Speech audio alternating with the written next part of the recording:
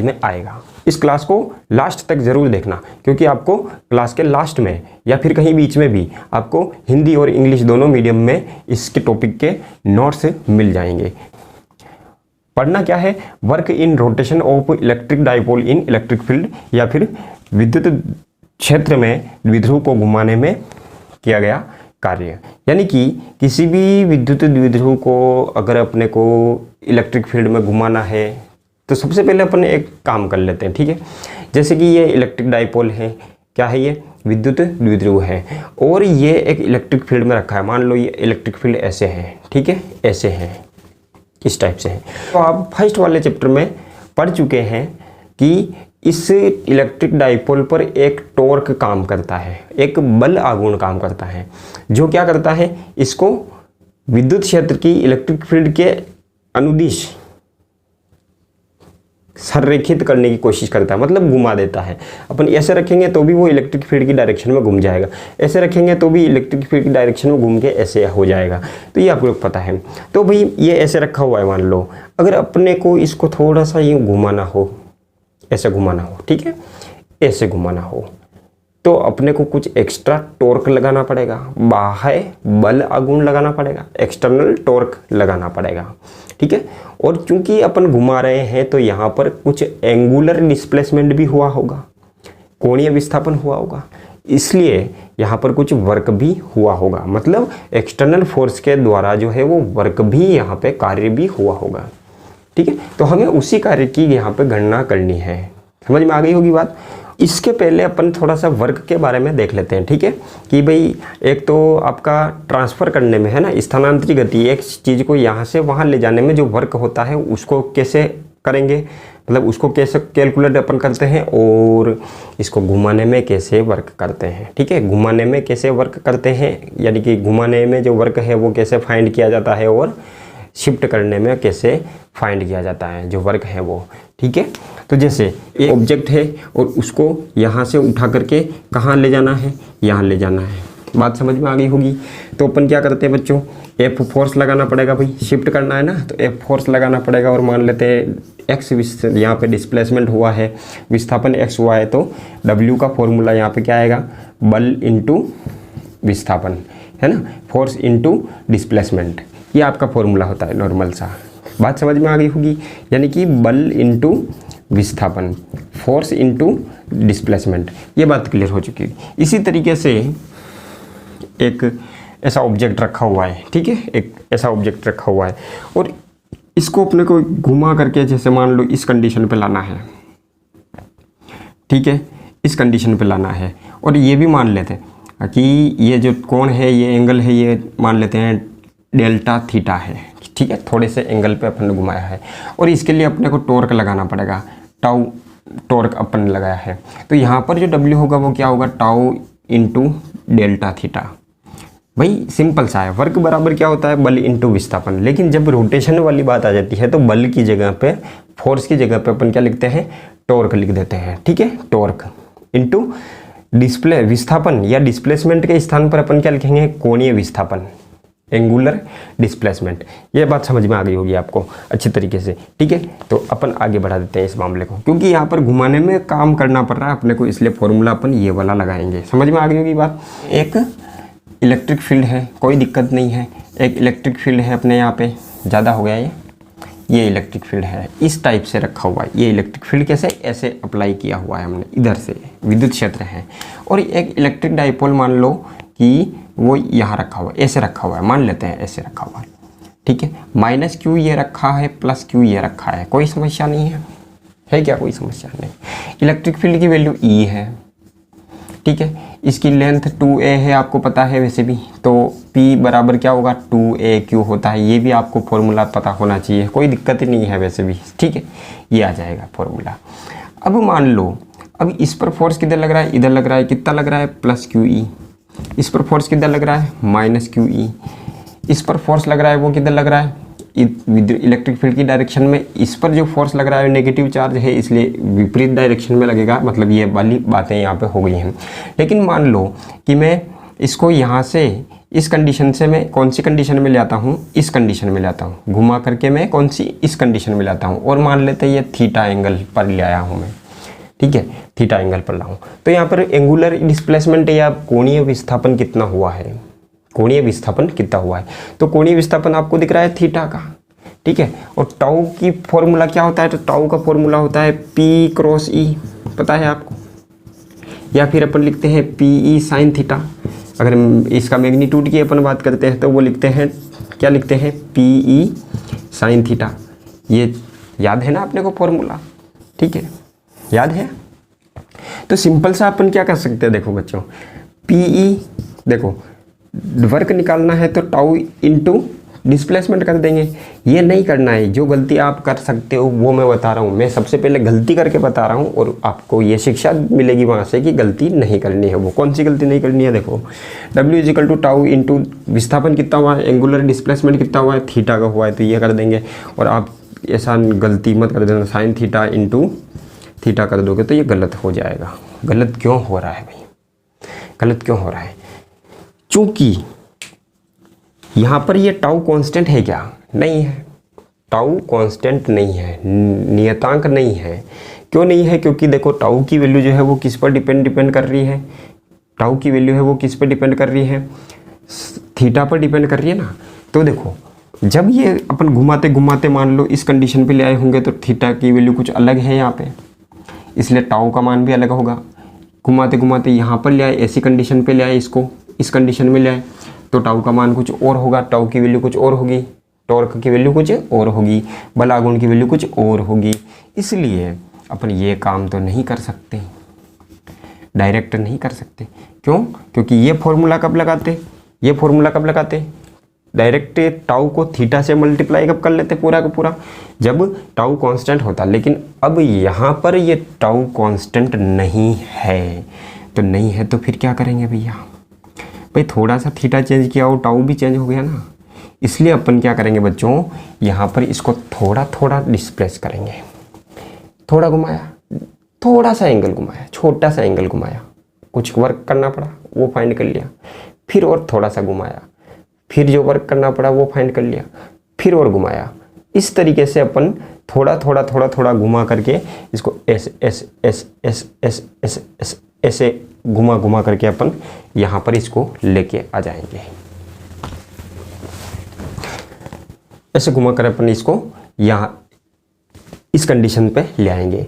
तो क्या ये फॉर्मूला लगेगा, क्या नहीं लगेगा, क्योंकि जब भी वेरिएबल फोर्स या फिर वेरिएबल टॉर्क आता है तो आपको वर्क ज्ञात करने के लिए, कार्य ज्ञात करने के लिए क्या करना पड़ता है बच्चों, अरे भैया, तो जब वो वेरिएबल टॉर्क आता है, वेरिएबल टॉर्क या फिर वेरिएबल बल आघूर्ण, यानी जो बदलता जा रहा है, ऐसा बल आघूर्ण या ऐसा फोर्स जब दिया जाता है तो अपन कार्य का या वर्क का फॉर्मूला ज्ञात करने के लिए क्या करते हैं बच्चों, क्या करते हैं, हम छोटे छोटे टुकड़ों में बांटेंगे उसको, पूरे के पूरे पाथ को, और फिर उसका सबका एड अप कर लेंगे या सम कर लेंगे, योग कर लेंगे, और आपको टोटल वर्क वहाँ पर पता चल जाएगा। इसी तरीके से अब ये वाली बात थी, इतनी सारी बकवास करने का मतलब क्या था कि आज आप अच्छे तरीके से इसको समझ पाए। बाकी डेरिवेशन तो 5 मिनट का भी नहीं है, ठीक है। तो अब अपन फटाफट से डेरिवेशन पे आ जाते हैं, ठीक है।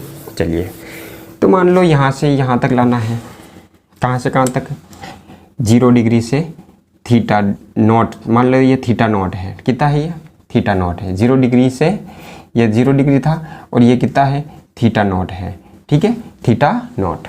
इस एंगल तक लाना है इसको, तो अपने को थोड़ा थोड़ा घुमाना पड़ेगा।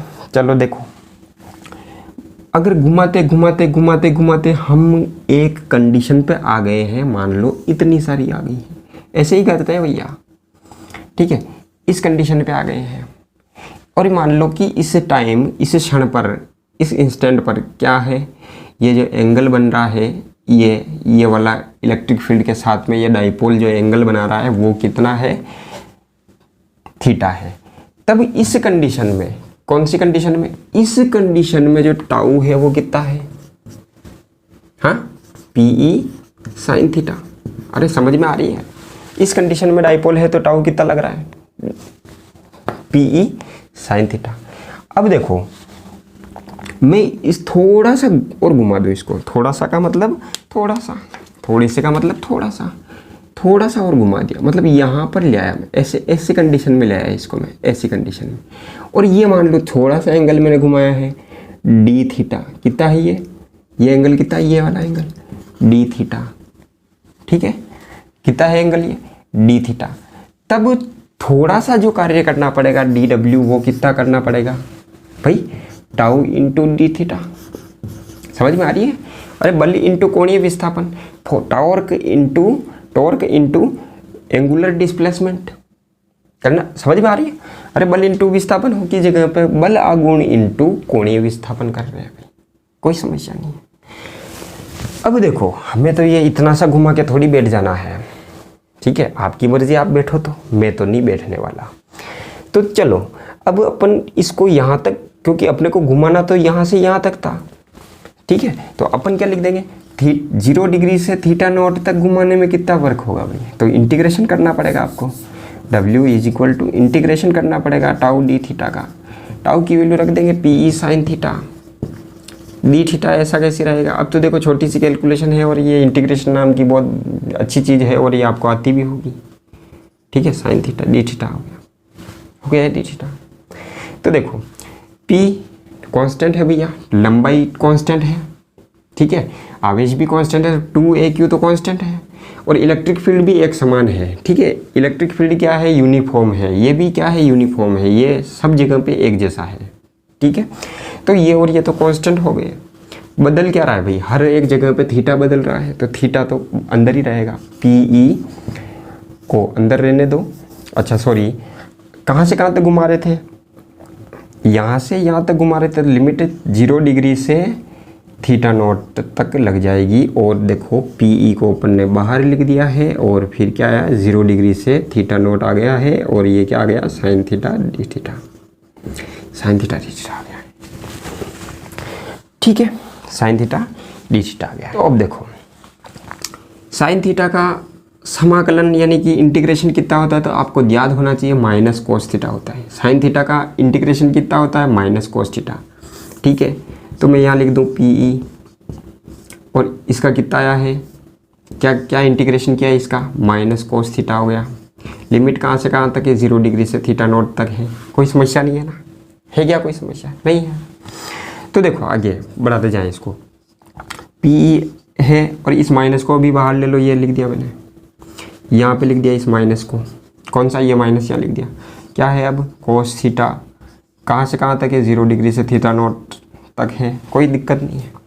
अब देखो पहले अपर लिमिट लिखेंगे, माइनस PE लिख दिया मैंने, अपर लिमिट क्या है, थीटा नॉट, यानी थीटा की जगह थीटा नॉट लिखेंगे, तो यानी ये आ गया कोस थीटा नॉट, फिर माइनस लगाएंगे, फिर थीटा की जगह पे क्या लिखेंगे, 0 डिग्री लिखेंगे, यानी कि कोस 0 डिग्री, और ये कितना आ गया बच्चों, माइनस PE, और माइनस PE, और कितना है ये, cos theta naught minus cos theta की वैल्यू कितनी होती है, तो 1 होती है। अब इसको अंदर ले लो, कोस 0 डिग्री की वैल्यू 1, कोई दिक्कत नहीं। तो W का फॉर्मूला जो आया है वो कितना आया है, इस माइनस को अंदर ले जाऊँ तो ये कितना आ जाएगा, 1 माइनस कोस थीटा नॉट हो जाएगा। तो ये आ जाएगा PE 1 minus cos theta naught, मतलब कि ये हो गया कि थीटा नॉट, ठीक है, 0 डिग्री से थीटा नॉट तक घुमाने में जो वर्क होगा वो कितना होगा, रोटेशन करने में वर्क कितना होगा, ये वाला फॉर्मूला होगा, 0 डिग्री से होगा। लेकिन हमें अगर बोला जाता बच्चों कि भाई पहले ये ऐसे नहीं पढ़ा था, पहले ये इसके पैरेलल नहीं पढ़ा था, इलेक्ट्रिक फील्ड के पैरेलल नहीं था, ये कुछ एंगल पे था पहले से, और उसको और थोड़ा सा और घुमाना था, तब क्या होगा, तब भी बात कर लेते हैं ना। तो चलो ये तो था, देखो थीटा 0 डिग्री से थीटा नॉट तक था, लेकिन हम चाहते हैं कि भाई ये एक पहले थीटा 1 पर पड़ा था, जैसे 30 डिग्री पर पड़ा था, 30 डिग्री का एंगल बनाते हुए पड़ा था, और हमने इसको जैसे 60 डिग्री तक घुमा दिया, 30 डिग्री पे था 60 डिग्री कर दिया, तो थीटा 1 से अपन ने कितना कर दिया, थीटा 2 कर दिया। ये भी 0 नहीं है और ये भी 0 नहीं है, कोई दिक्कत नहीं है। तो लिमिट कहाँ से कहाँ तक लगेगी, थीटा 1 से थीटा 2 तक लगेगी, थीटा 1 से थीटा 2 तक लगेगी, यही करते जाओ बस। यहाँ पे भी क्या है, थीटा 1 से थीटा 2 तक लगेगी, यहाँ पे भी क्या है, θ1 से θ2 तक लगेगी। यहाँ पे भी क्या होगा, पहले लिखते हैं अपन θ2 लिखेंगे यहाँ पे, तो θ2 आ गया, माइनस θ1 लिखेंगे, ये आ गया। तो ये कितना आ जाएगा, देखो अब कितना आएगा बोलो, अब कितना आएगा, तो इस माइनस को अंदर भेजेंगे, ये PE और क्या आ जाएगा कोस θ1 माइनस कोस θ2। तो देखो बच्चों W इज इक्वल टू θ1 से θ2 तक घुमाने में ये फॉर्मूला याद कर लोगे तो कोई समस्या ही नहीं होगी। ठीक है, आपको डायरेक्ट न्यूमेरिकल दे देंगे भैया कि 30 डिग्री से 60 डिग्री तक घुमाने में कितना वर्क करना पड़ेगा, कितना करना पड़ेगा। θ1 की वैल्यू कितनी 30 डिग्री रख दोगे, θ2 की वैल्यू कितनी रख दोगे 60 डिग्री रख दोगे, और इसको सोल्व कर लोगे, आपका आंसर बिल्कुल तैयार हो जाएगा हलवे की तरह। मजा आया कि नहीं आया। तो ये बात आपको हजम हो चुकी होगी, बेजे में उतर गई होगी। अब थोड़ा सा और आगे बढ़ ले।